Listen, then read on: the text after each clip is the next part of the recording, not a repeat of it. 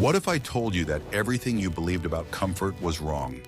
Modern man cannot imagine spending the night in 30-degree frost without central heating or a burning fireplace. We are accustomed to thinking that fire was the only salvation from freezing to death in the snowy prairies of North America. However, for the indigenous inhabitants of the Great Plains, the absence of an open flame at night was often a conscious choice and a strategic necessity. The story of survival in the frozen wilderness is not a chronicle of struggle against nature, but of complete fusion with it. Watch the video to the end to learn how dry grass and proper fur layering saved lives where modern technology would have been powerless. What if I told you that everything you believed in was not true? We are used to seeing cozy wigwams with a cheerfully crackling fire in the center in movies. But the reality of military campaigns dictated different conditions. In enemy territory, whether it was a neighboring tribe or a cavalry regiment, smoke from a fire was tantamount to signing a death warrant for the entire detachment. The fire was visible for many kilometers in the clear winter air, and the smell of smoke gave away the presence of people even in complete darkness. Therefore, for centuries, the Lakota and Cheyenne warriors honed the art of cold camping, which allowed them to sleep in the bitter cold without a single spark. Preparing for sleep was like a complex ritual, where every detail was vitally important. People lay down to sleep in tight groups, pressing their backs close together to minimize heat loss. This method of sleeping created a single thermal core, inside which the temperature was significantly higher than the surrounding environment. Those on the edges of the group periodically swapped places with those in the center, ensuring even heating for all members of the expedition. This required high discipline and complete trust between the members of the group, turning them into a single organism. Particular attention was paid to insulation from the cold ground, which drew energy faster than the icy wind. Bedding was made from thick layers of coniferous branches if they were available in the area. The branches were laid like roof tiles, creating a springy air cushion between the person's body and the frozen ground. The air trapped between the needles and branches acted as an excellent heat insulator, preventing the cold from penetrating from below. If there were no pine needles, dry reeds or dense bundles of steppe grass collected in advance were used. Clothes were never completely removed before bedtime, but their functionality was changed for rest mode. Belts and ties were loosened to restore normal blood circulation in all limbs and avoid numbness. Moccasins were often removed or replaced with special sleeping insoles to allow the feet to rest and dry. Wet shoes were the main enemy, as wet feet froze instantly, depriving the warrior of mobility the next morning. All belongings were packed in such a way that, if necessary, it was possible to get ready instantly and go into battle. Food before bed served as internal fuel, replacing an external source of heat. Warriors ate pemmican, a high-calorie mixture of dried meat and fat that was slowly digested by the body. The process of digesting fatty foods caused the release of internal energy, warming the body from within for many hours. It was like loading coal into a locomotive's furnace, only the human body itself served as the furnace. They tried to drink as little water as possible so as not to wake up at night and disturb the airtightness of their sleeping quarters. Psychological preparation for a cold night was no less important than physical equipment. People knew how to put themselves into a state of light sleep, controlling their breathing and heartbeat to conserve resources.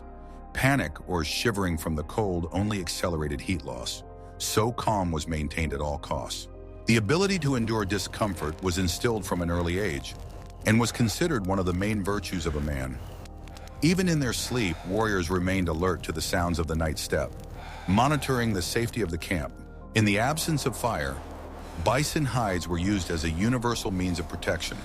One hide was used for covering, another for sleeping, and a third could be stretched over the top as a common canopy for the group. Bison fur had a unique structure that retained warm air much more effectively than deer or moose hides. The heavy capes created a thermos effect, trapping heat inside and keeping the cold out. Proper tanning made the skin soft, allowing it to fit snugly around the bodies of sleeping people. In the morning, the camp was broken down as quickly and quietly as it had been set up the night before. Traces of the overnight stay were carefully concealed, the snow was leveled, and the trampled grass was lifted. No black spots from campfires remained on the white blanket of the plain, giving away the location of the detachment. This tactic allowed the Indians to remain invisible on their land, appearing and disappearing at will. The ability to endure extreme cold without fire gave them a huge tactical advantage over European armies. We are very interested in hearing your opinion. What do you think about this collective survival system? Would you trust your life to a comrade in such cold weather? Write about it in the comments and be sure to subscribe to the channel. Are you ready to learn the truth about a technology that surpasses modern sleeping bags? The main element of individual protection from the cold was a bison cape, which was made with special skill.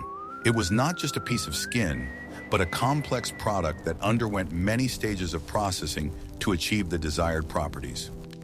The women of the tribe spent weeks turning raw hides into soft, windproof fabric.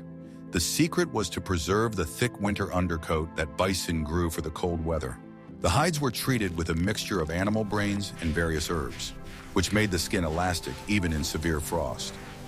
Untreated skin became as hard as plywood in the cold and could break when bent.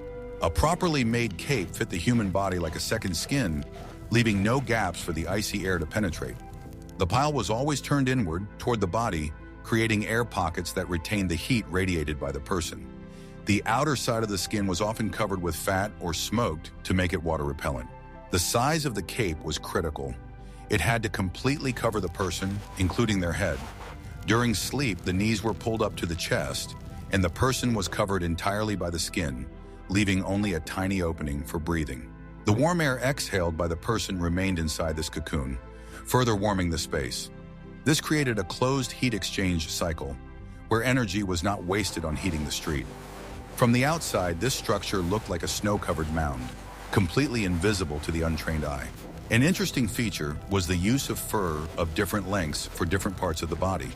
The thickest and longest fur was used for the legs and back, as these areas froze the fastest. Softer skins from young animals were used to cover the head, as they did not restrict breathing. Sometimes the capes had special pockets for hands or feet, turning them into a kind of primitive jumpsuit. All seams were carefully glued with tendons to prevent even the slightest draft. On frosty nights, condensation from breathing could settle on the pile and turn into ice, reducing thermal insulation. Therefore, in the morning, the skins were always beaten in the frost to remove the frozen moisture mechanically. Drying by the fire, if there was one, required caution so that the skin did not dry out and crack. Caring for the cape was a daily duty on which the owner's life depended the following night. Losing or damaging a bison cape in winter was tantamount to death. Such a cape could weigh several kilograms, which also played a role in retaining heat. The weight of the skin pressed it against the body, preventing the wind from blowing underneath and blowing away precious heat. A person felt protected, as if they were in a small portable cave. The thick skin also protected against sharp branches, stones, and ice chips on the ground. It was a universal household item, a raincoat during the day, a blanket at night, and a stretcher or a part of a shelter when hiking. Craftswomen decorated the capes with geometric patterns that had not only aesthetic but also sacred significance. Certain symbols were believed to provide protection from the evil spirits of cold and disease. The patterns were applied with natural dyes that were rubbed deep into the pores of the leather and did not fade for years. Each cape was unique and told the story of its owner or his family. This added psychological comfort, warming the soul just as the fur warmed the body. A comparison of the thermal conductivity of bison fur and modern synthetic materials shows surprising results. Over millions of years of evolution, nature has created the perfect insulator that works even when wet. The hollow structure of bison hair works on the same principle as modern polar insulation. The air inside the hair prevents the cold from reaching the skin, creating an invisible barrier. The Indians empirically came to use the best materials available in their environment. Why do you think, in this age of high technology, we still return to using natural fur in extreme expeditions? In the next chapter, you will learn about the unexpected use of a simple herb that saved limbs from amputation. Want to learn a secret that will change your life and your perception of simple things? Ordinary dry grass, which we are used to ignoring under our feet, became a strategic resource for survival in winter. The Plains Indians used certain types of tough prairie grass as highly effective insulation. This material was widely available, cost nothing, and had excellent thermal properties. The secret lay in the ability of dry stalks to create thousands of tiny air chambers around the body. The grass was gathered in late autumn when it had already dried but had not yet rotted under the snow. Only clean, springy bunches without thorns or dirt were selected, which were then carefully kneaded in the hands. The soft mass was stuffed inside moccasins, creating a thick insulating layer between the skin and the cold ground. This method allowed the feet to stay warm even when standing on snow or ice for long periods of time. The grass absorbed excess moisture from sweat, leaving the feet dry, which is critically important in the cold.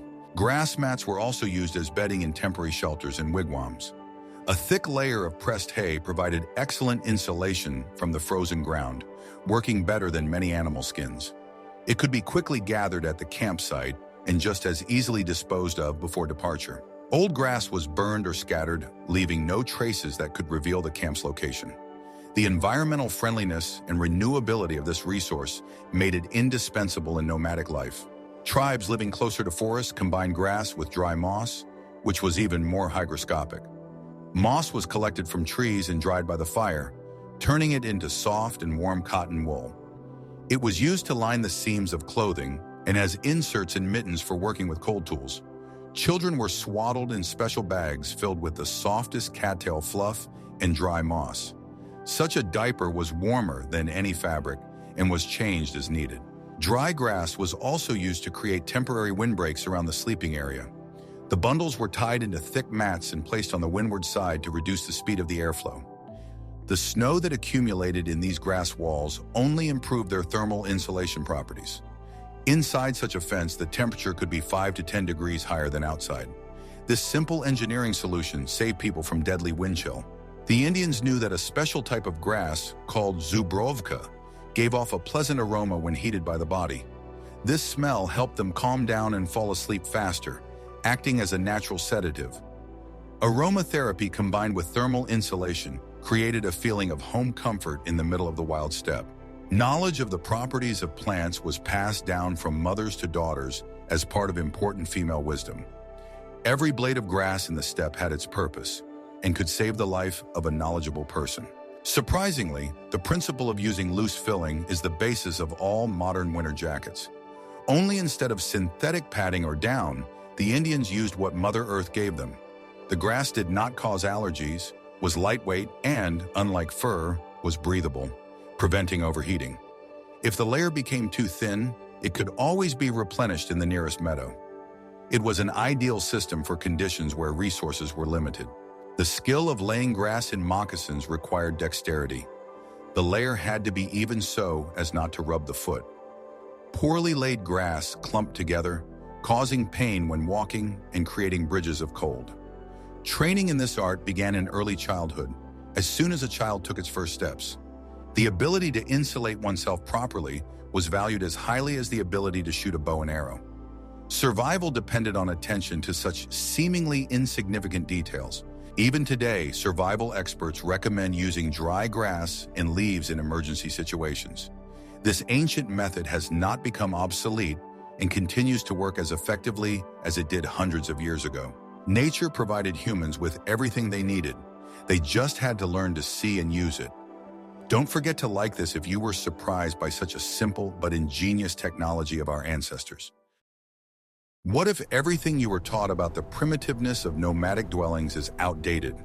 A tipi is not just a tent made of animal skins, but an ingenious engineering structure with a perfect ventilation and heat retention system. The key element that allowed heat to be retained without a large fire was an inner lining called a dew cloth.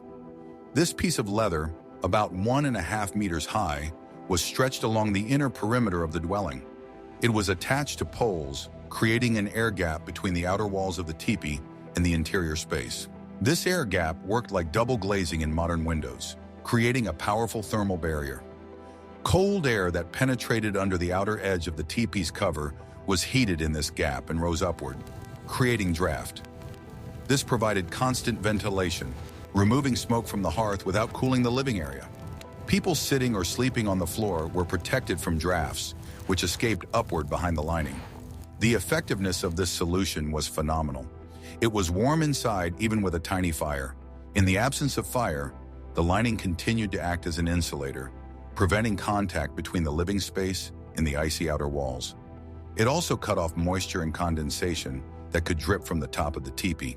Water droplets ran down the inside of the outer skin and into the ground, bypassing the living area.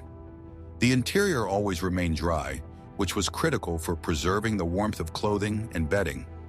The dryness of the air was noticeable as soon as you entered a properly constructed dwelling. In winter, the lower edge of the teepee was tightly covered with snow or earth to prevent drafts from below. The snow acted as additional insulation, creating a barrier around the perimeter of the dwelling. Inside, the floor was covered with skins and mats, sometimes in several layers, creating a soft and warm floor covering. The ground under the teepee, warmed by months of standing, gave off heat very slowly. This created a warm floor effect on which it was comfortable to sit and sleep.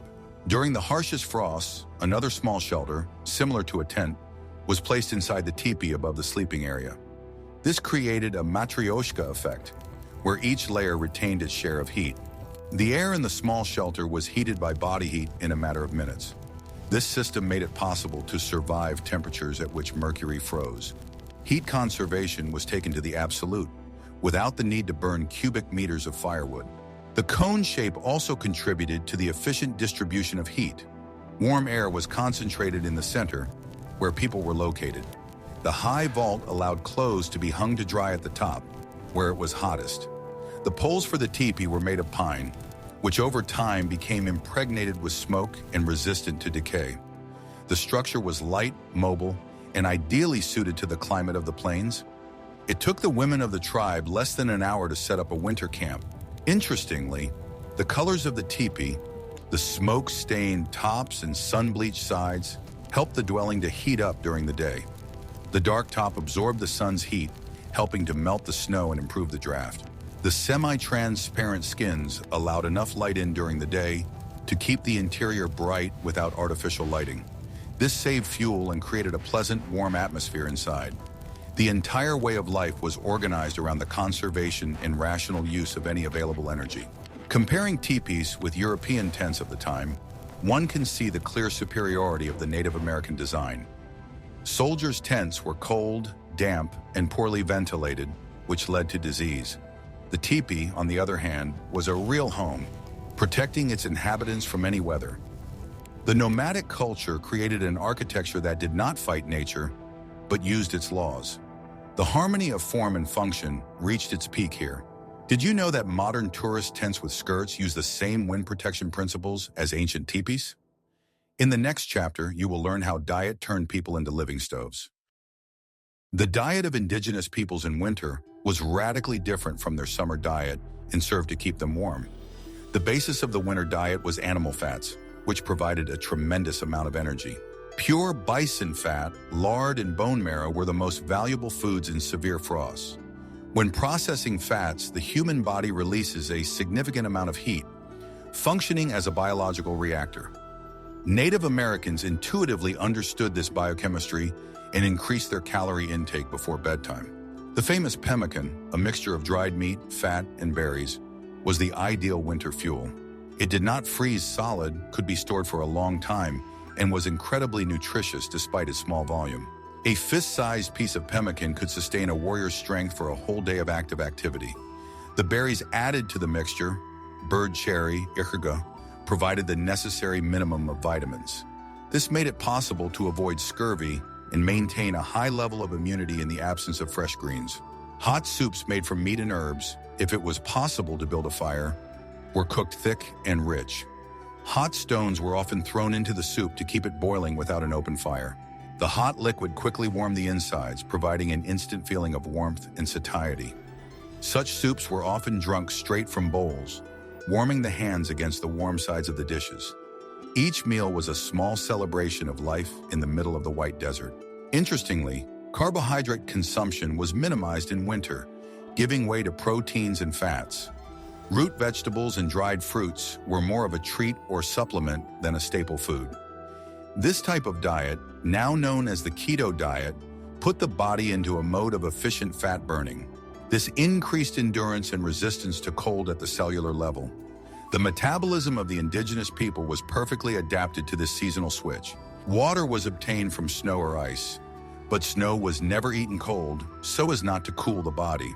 They melted snow in leather bags by throwing hot stones into them or kept bags of snow under their clothes.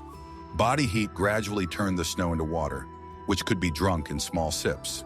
Dehydration in winter was no less dangerous than in summer, as the dry, frosty air quickly dried out the body. Maintaining water balance was an important part of the heat conservation strategy. Children and the elderly were fed first, given the fattest and softest pieces. Bone marrow was considered a delicacy and was often given to the weakest to strengthen their strength. Chewing tough, dried meat also helped to warm up, accelerating blood flow in the muscles of the face and neck. The entire process of eating was subordinated to one goal: to survive until spring. The culture of food was inseparable from the culture of survival. The lack of salt in its pure form was compensated for by mineral salts contained in blood and animal meat. This helped to retain moisture in the body and maintain electrolyte balance. Teeth and gums remained healthy thanks to hard food and the absence of sugar. The warriors remained in excellent physical shape, even after long months of wintering in cramped tipis. A proper diet was the foundation of their incredible endurance. Observing animals taught people the right strategies for eating during the cold season. Wolves and bears also stored fat to survive the lack of food and cold. Humans, as part of the ecosystem, followed the same natural laws without trying to break them. This wisdom, paid for by generations of experience, was more reliable than any theoretical knowledge. Those who knew how to listen to their bodies and nature survived. What if I showed you a time machine that would take us back to the origins of geothermal heating? Native Americans used the heat capacity of stones to create a kind of heat accumulator inside their dwellings. Medium-sized stones were heated in a fire outside the tipi or in a central hearth before bedtime. The red-hot boulders became a source of gentle, long-lasting heat that lasted for hours. The main thing was to choose the right type of stone so that it would not explode when heated. The hot stones were not simply left on the floor, but buried in small depressions under the sleeping places. A layer of earth was poured on top, and thick skins or mats were laid down. This device worked like a modern hot water bottle, warming the bed from below throughout the night. The heat seeped through the earth slowly without burning, creating a comfortable temperature. This allowed people to sleep relaxed, without curling up from the cold. Heated stones were often used for local heating of the body in case of illness or severe hypothermia. A stone wrapped in a piece of fur was applied to the feet, back, or chest of the victim. This helped to quickly restore normal body temperature and stimulate blood circulation. The method of stone therapy was widespread and used by shamans for treatment. The heat of the stone was considered alive and healing, transmitted from the spirit of fire. Special poles or shovels made from the bones of large animals were used to carry the hot stones. Women deftly handled the red-hot cobblestones, rolling them to the right place. The ability to handle stones was an important skill in running a household. Stones broken by temperature changes were replaced with new ones brought from riverbanks. River pebbles were considered the best material because of their density and strength. Sometimes stones were used to boil water in wooden or leather vessels that could not be placed on the fire. A hot stone was thrown into the water, and it boiled instantly, releasing steam into the room. This steam humidified the dry air in the dwelling, making it easier to breathe and preventing the mucous membranes from drying out. The moist, warm air was subjectively perceived as more comfortable. Steam baths were also used for hygiene and ritual purification. In camping conditions, a warrior could heat a single stone and place it under his clothes in the abdominal area. This was enough to keep warm during a short rest or ambush. The stone worked like a heart, giving heat to the whole body through the central arteries. The simplicity and effectiveness of this method made it a brilliant invention. No complicated devices, just a stone and fire. The earth around the hearth in the center of the teepee also accumulated heat and acted as a huge heat accumulator. Even when the fire died down, the earth remained warm until morning. People tried to position themselves with their feet toward the center to take advantage of this residual heat. The architecture of the dwelling and the placement of people were thought out down to the smallest detail. Every joule of energy was used to maximum effect. This stone battery technology is still used by tourists and survivalists today. The principle of thermal inertia remains the same, no matter what materials we use. Ancient knowledge finds resonance in modern eco-houses and passive heating systems. The simplicity of the indigenous people's solutions concealed a deep understanding of physics. In the next chapter, you will learn how ordinary clothing was transformed into a complex climate control system. What modern gadget do you think could replace a heated stone? The clothing of the indigenous peoples of North America was not just a cover for nakedness, but a complex engineering system of multi-layered protection. The basis of their wardrobe was suede made from deer or elk skin, known for its softness and durability. This material had the unique property of breathing, releasing moisture from the body, but blocking the wind. Unlike European fabrics, suede did not become icy in the cold and quickly warmed up from body heat. Clothing was cut loosely to create an air layer between the body and the material. The main secret of winter clothing was layering, which allowed the temperature to be regulated. The bottom layer consisted of loincloths and light shirts, over which thick leggings and tunics were worn. In severe frosts, fur cloaks or additional shirts made of fur were thrown on top. If it became hot while moving, the top layer could be easily removed to avoid overheating and sweating. Sweat in winter was deadly dangerous, as wet clothes instantly lost their heat-insulating properties. Fringe, which often decorated jackets and pants, served not only a decorative, but also a practical function. It helped to quickly drain water during rain or snowmelt. Drops rolled down the straps without being absorbed into the main fabric. The fringe also broke up the silhouette of a person, acting as camouflage in the forest or steppe. When moving, the fringe created micro-air currents that helped dry clothes faster in the wind. Every element of the costume was thought out and tested over centuries of practice. The neck and chest were protected by scarves made of small animal fur or thick collars sewn onto the clothing. These areas were critical for retaining heat, as large blood vessels passed through them. Heat loss through the neck could quickly lead to general hypothermia. Women's dresses often had detachable cape sleeves that could be thrown over the shoulders in cold weather. Fashion and functionality went hand in hand. Leggings were not sewn together at the crotch, but were attached to the waistband with separate legs. This allowed for greater freedom of movement when riding a horse or walking in deep snow. A long loincloth was worn over the top, covering the groin area at the front and back. This design made it easy to change wet parts of clothing without having to undress completely. In the conditions of winter hunting or war, this was a huge advantage. The clothes were decorated with porcupine quills and beads, which made the fabric stiffer and more wear-resistant in the decorated areas. The patterns also served as talismans and insignia, indicating the status of the owner. Beautiful clothing boosted morale and confidence in one's abilities. Caring for clothing was a constant task. It was cleaned, repaired, and smoked over smoke to make it water-resistant. Smoke made the leather less susceptible to moisture and decay.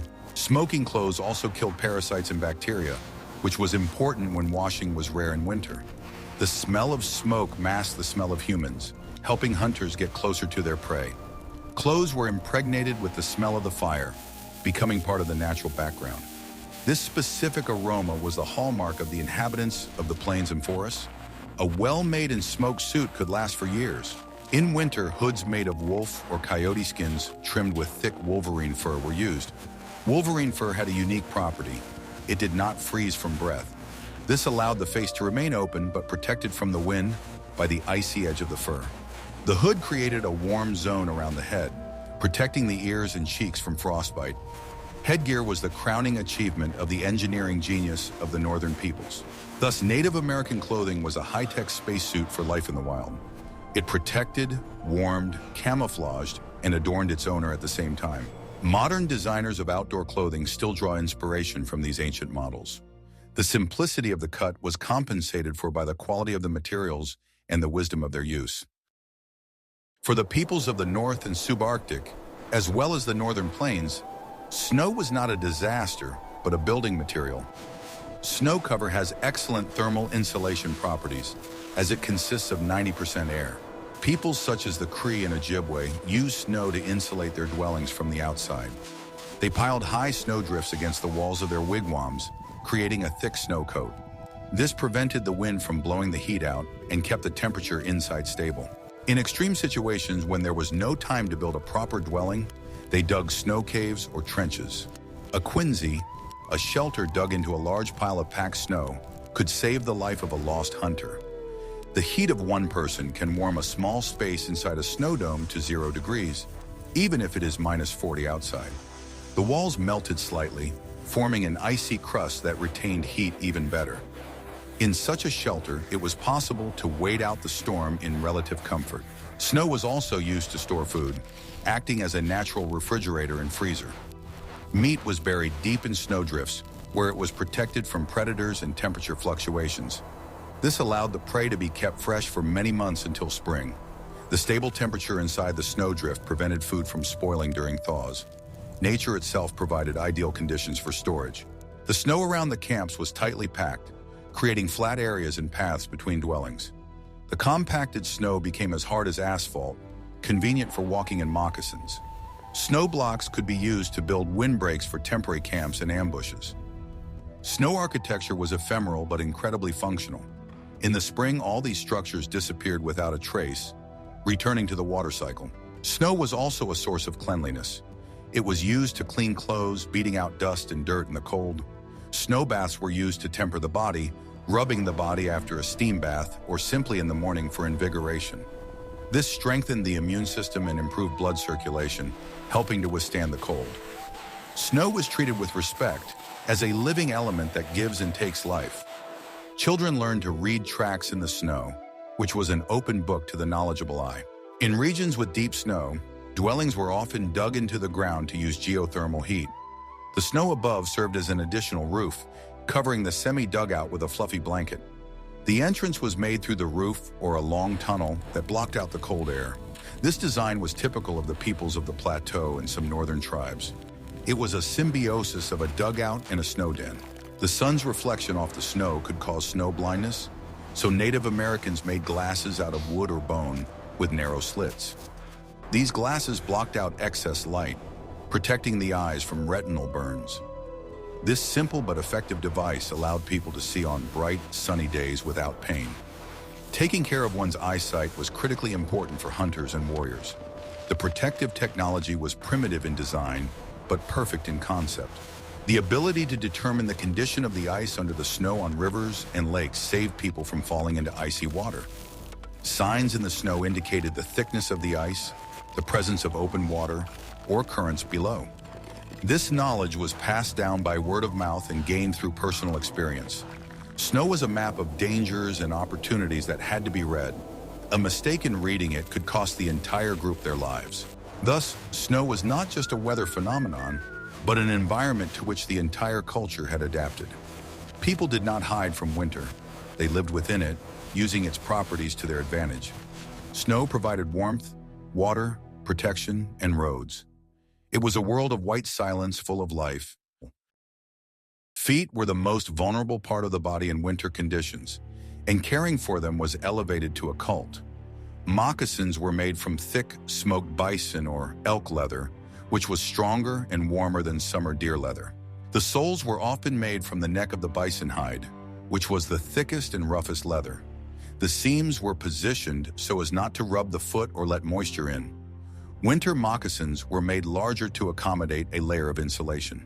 Fur or felt insoles were changed daily and dried on the body or over a fire.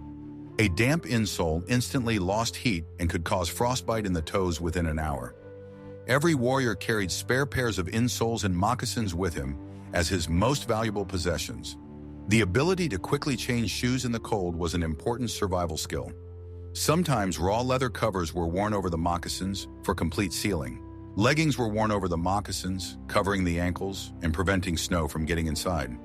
Special ties tightly secured the trouser legs, creating a continuous protective barrier. In deep snow, tall gaiters made of animal skins were used, reaching to the knee or thigh. This protected the feet from getting wet when walking through snowdrifts. The system resembled modern hiking gaiters, only made of natural materials. Massaging the feet before bed and in the morning helped restore blood circulation and warm the limbs. Fat rubbed into the skin of the feet created a protective film and prevented cracking from the cold. Healthy feet were the key to mobility and therefore to the life of the entire tribe. A lame person became a burden and endangered the whole group. Therefore, time was devoted to foot care every day, despite fatigue. In severe frosts, socks knitted from soft bison or dog wool were worn under moccasins. The single-needle knitting technique allowed for the creation of a dense and warm fabric. The wool of dogs, which were specially bred by some tribes, was even warmer than sheep's wool. Such socks were rare and highly prized. Usually soft leather or fabric wraps were used instead. If their feet still got cold, they used a method of mutual warming. One person would put their cold feet on the warm stomach of another. This was the fastest way to restore warmth to the limbs without fire. Mutual assistance was the basis of survival in the community. Shyness in matters of survival was inappropriate and dangerous. The warmth of a comrade's body was the only available heater. Shoes were also decorated with beads, but on winter pairs, the decoration was minimal so as not to trap snow. The smooth surface of the leather was better at shedding snow and ice. Functionality always took precedence over aesthetics when it came to winter equipment. Every stitch was important for the strength and tightness of the seam. The skill of the seamstress determined whether the hunter would return home healthy. Moccasin tracks in the snow were quiet, unlike the clatter of European boots. The soft sole allowed the wearer to feel the terrain and branches under the snow, avoiding noise. This gave an advantage in hunting and warfare, making movement silent. The Indian did not step on the snow but into it, blending in with the surface. Moccasins were an extension of the foot, not just a case for it. As a result, the foot protection system was comprehensive, from the choice of leather to daily care rituals. This allowed people to walk dozens of kilometers in the cold without serious frostbite. Modern footwear often loses out to traditional moccasins in terms of breathability and flexibility. Ancient technologies have been tested by the harshest climate on the planet. For the Iroquois and the peoples of the Northeast, their survival strategy was built around stationary dwellings, longhouses. These huge structures made of elm bark could accommodate up to 20 families under one roof. The length of the house could reach 100 meters, creating a single living space for an entire clan. In winter, such crowding was a salvation. Many people and hearths heated the air inside the huge volume. The longhouse worked like a giant thermos, retaining the heat of dozens of bodies. The walls of the house were covered with thick sheets of bark, which is an excellent natural insulator. Bark has a porous structure filled with air, which prevents the passage of cold. Cracks and crevices were caulked with moss and clay, making the walls airtight. Inside, the walls were hung with skins and mats, creating additional layers of insulation. Such a house was warm even without intensive heating. The interior space was divided into compartments for each family, but the central passageway remained shared. A series of fires burned in the passageway, distributing heat evenly throughout all the compartments. The smoke escaped through holes in the roof, which could be covered with pieces of bark to regulate the draft. The ventilation system was designed to retain heat but remove carbon monoxide. Life in a longhouse required a high degree of social organization and harmony. In winter, life in the longhouse slowed down, turning into a time for storytelling and crafts. People sat on high bunks along the walls where it was warmest. Warm air rose, creating a comfortable zone at sleeping level. Firewood and food supplies were stored under the bunks, where they were also dried by the heat. All the space was used rationally, both vertically and horizontally. Bringing many people together in one place saved resources and energy. Cooking was a communal activity, as was caring for children and the elderly. Surviving the winter alone in the woods was incredibly difficult, but as a community, it was quite possible. The social structure of the Iroquois was their main adaptation mechanism. We was always more important than I. Inside the house, a special atmosphere of mutual assistance and tolerance was maintained. Conflicts in a confined space in winter could destroy the community, so they were nipped in the bud. The elders kept order and monitored the morale of the young people. The winter months were a time for learning, passing on traditions, and strengthening bonds. The house was not just a building, but a living organism of the clan. Even dogs were allowed inside on the coldest nights, serving as additional living heaters. The animals slept at people's feet, warming them and receiving warmth in return. Symbiosis with domestic animals was part of the survival strategy. The world of humans and the world of nature intertwined under the roof of the longhouse. The boundaries between species were blurred in the face of a common enemy, the cold. With the arrival of spring, the longhouses were repaired, replacing rotten bark and strengthening the frame. These structures served for decades, symbolizing the stability of the Iroquois League. The architecture reflected the social structure. Everyone was equal, everyone was together under one roof. It was a model of an ideal society capable of withstanding any adversity. Thus, the secret to winter survival lay not only in technology, but also in the strength of the human spirit and unity. The cold forced people to be closer to each other, both literally and figuratively. Isolation and selfishness were paths to death, while cooperation was the path to life. We have seen that the survival of Native Americans in winter was the result of a deep understanding of nature, ingenious engineering, and unyielding strength of spirit. The absence of fire was not a disaster, but merely a condition of the task, which they learned to solve brilliantly. Their technologies, from moccasin construction to housing architecture, were perfect in their simplicity and efficiency. They proved that humans can live in harmony even with the harshest climates, not by trying to conquer them, but by becoming part of them. What do you think? Which of these ancient methods could be useful to us today in the event of a global energy crisis? Share your thoughts in the comments and subscribe to the channel to learn more about the forgotten technologies of the past.